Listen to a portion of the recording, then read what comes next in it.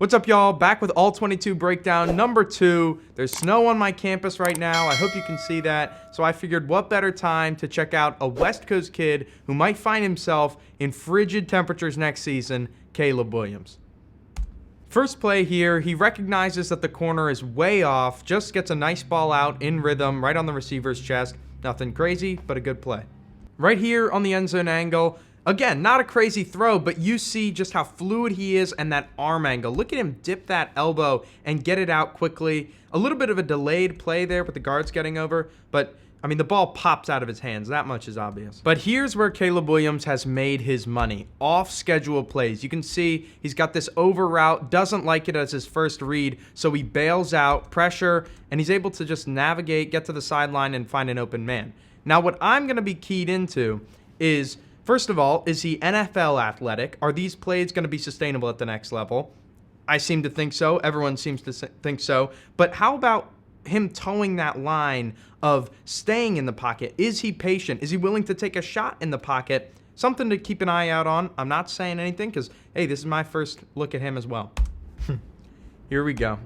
I'll never be able to look at a free play and not think of Aaron Rodgers, but maybe not a ton to draw from this, but just savvy enough to know to let that play out and put one down the field, even if he doesn't give his receiver a chance to go make a play. Here's one where I don't know how much of the blame I want to pin on coaching, because you see he takes this really long drop back. I would love, and I don't know if this is an unrealistic expectation or not, but you see the safety on the other side, the free safety, is way on the opposite boundary. So he has all type of space, and his wide receiver blows right past the DB. And by taking this really long drop, he runs out of room. You can see it's not a bad ball, but it's not playable. And so if he gets that out a little earlier, like I said, I don't know how much of that is footwork and just going through that drop. But in a perfect world, maybe he gets that out a little earlier.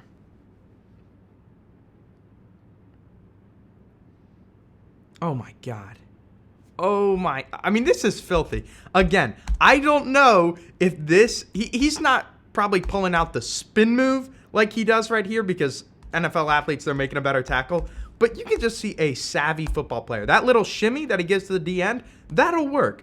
But this type of and one mixtape spin move on the sideline, it's filthy. I don't know if it'll work, but you can see he's a gamer. Yeah, we'll call his speed extend the play speed. I don't know that you're going to have a whole lot of designed runs for him at the next level, but definitely a Patrick Mahomes type mover. Here we go. Here's one where I like the recognition. He sees this safety come down, so he knows that he has that vertical throw. I'd like to see more of a plan with the football, right? He just kind of hucks it up and gives this guy a chance. Maybe we go back shoulder. Maybe we put that on more of a line. Didn't really look like he had a plan where he wanted that ball to go, but draws a pass interference penalty. And like I said, it's good recognition of the safety's movement. Yeah. You wonder why he draws comparisons to Patrick Mahomes. Look at him it's a great pocket, right? But nothing's springing open. You can see Washington is dropping 7 defenders as Matthew Ryan comes into the room right now, trying to mess up my shoot, but we're going to persevere right here. He's going to shut up while I break this down. Look at him rotate out of the back, little baseball turn, and this throw on the run. He's still trying to get in my head, but just like Caleb Williams, I am calm under pressure. Look at him put that ball right on the sideline. His receiver makes a nice toe tap grab. That's an exciting play. Here's one, a vertical throw that I like. You can see he anticipates that he's going to have enough room to make that vertical throw on the sideline. And 25's a good player. He was the one who broke up the fade to Adai Mitchell in the semifinals. So I'm not going to kill him because, you know, it's good coverage, right? You don't really want to put it much closer to the defender, but, you know, maybe we'd like to see some conversions on some of these deep balls here. So right here, this is a defense that's just trying to do too much. You look at them, and they're showing cover 0 pre-snap, and then they drop into some type of zone. These safeties come down. If you freeze it right here, it looks like maybe it's a quarters coverage, but if this is a quarters coverage, then this is the worst quarters rep by a middle field safety ever. Because I don't know if he just didn't expect this white boy to get vertical on him, but he does. Shout out to Caleb Williams. You might never have a throw as open as this in the NFL, but he does a good job putting it on him and allowing, oh my God, he dropped it. Here's another play where it's probably how he's going to be deployed as a runner at the next level. Red zone areas, just kind of using. He is a big frame, so Patrick Mahomes is his comp as a runner. Here's one where people like to rag on Caleb Williams for holding the ball too long.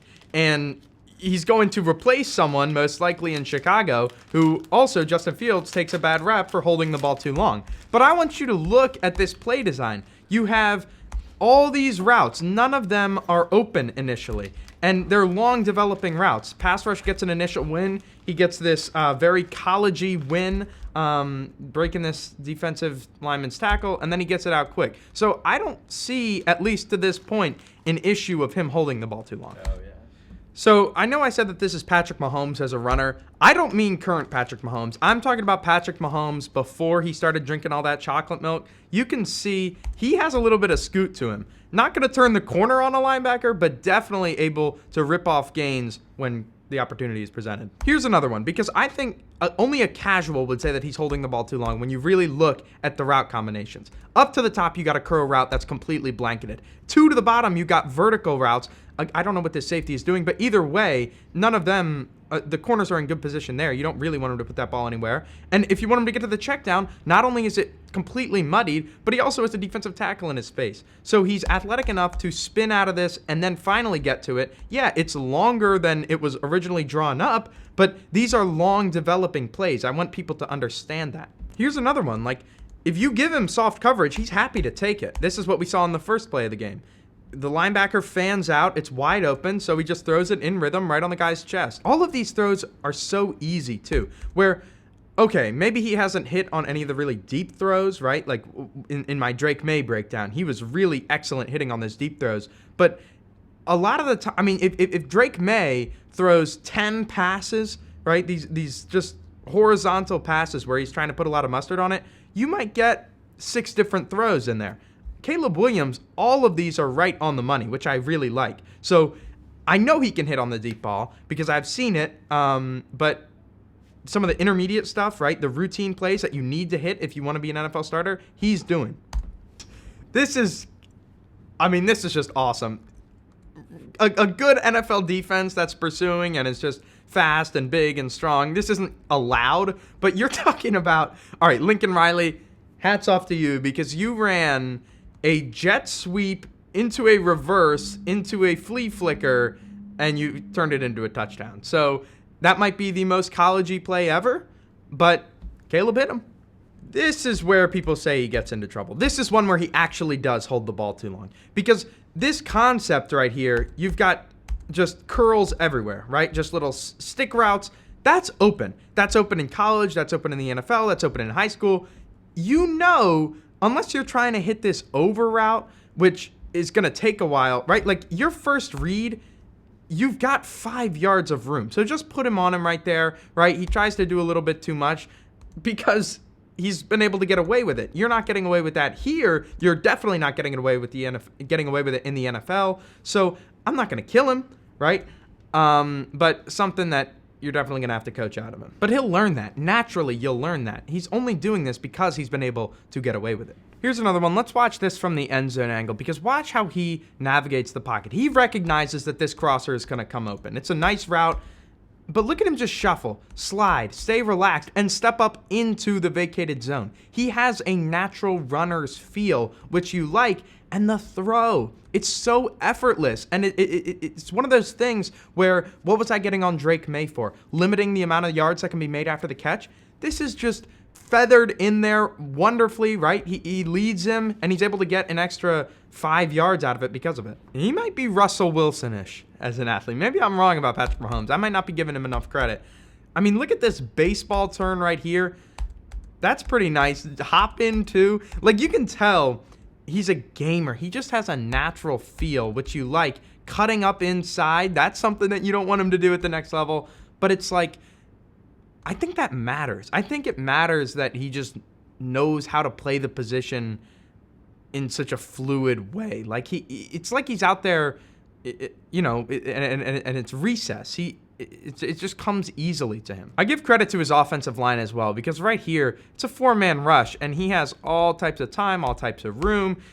That might be an adjustment, right? Where sometimes with the Ohio State quarterbacks, it's a question of, when the speed of the game is different and you have to make these quick decisions, will you be able to?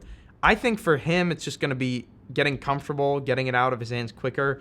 And that's coaching. Like, I think that's just the most overstated talking point about Caleb Williams, is that he holds the ball too long.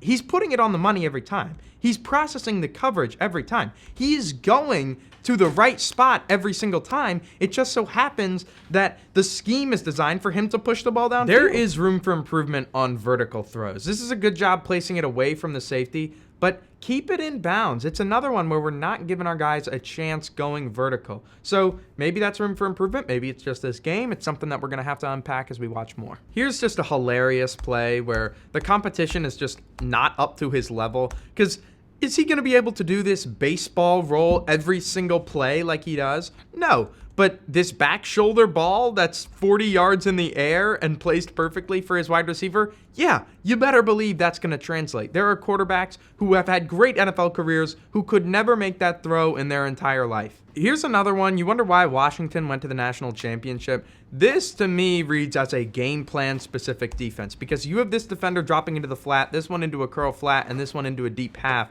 And you don't want three defenders this close together normally in coverage. It's like a combination of a cover 2 and cover 3.